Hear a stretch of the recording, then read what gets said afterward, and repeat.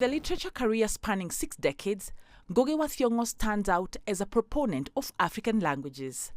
At the University of Nairobi's Department of Literature, lecturer Jokinata reveres Ngũgĩ for his contribution to the department. Ngũgĩ came with the idea of decolonizing the department, and he worked with others to ensure that the department had an African or a Pan-African focus.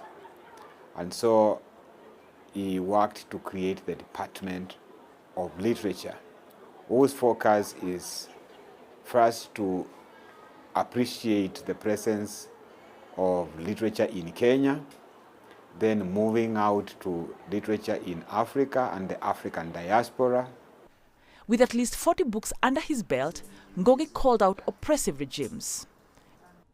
Books such as The River Between, A Grain of Wheat, Petals of Blood, and plays like I Will Marry When I Want put him at loggerheads with the government of the day.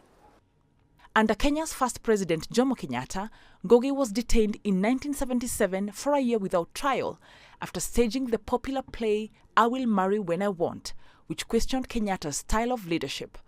In his home village of Kameretho in Limuru, Ngũgĩ was part of a group of artist activists who led a political awakening. We are trying to document the legacy of the Kameretho Theatre Project.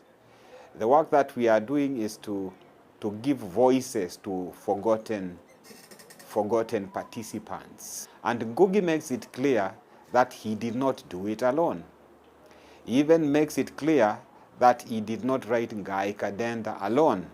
In a bid to stop the strong movement, the following government under President Daniel Arap Moi demolished the community theatre.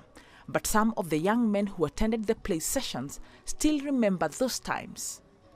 Through literature, we learned a lot from Ngũgĩ, because what Ngũgĩ was really doing, the real play was trying to awaken our people to understand politically what was happening in the country. This was the real thing. And those of us who had the chance to read his books, we really understood or got the message very clearly, is to show that the English language is not the right thermometer for judging intelligence. From dropping his English name to using the Kikuyu language to write his books, Ngũgĩ was ready to decolonize the minds of his people. He leaves a legacy of a revolutionary, African literature champion, political activist, and Pan-Africanist.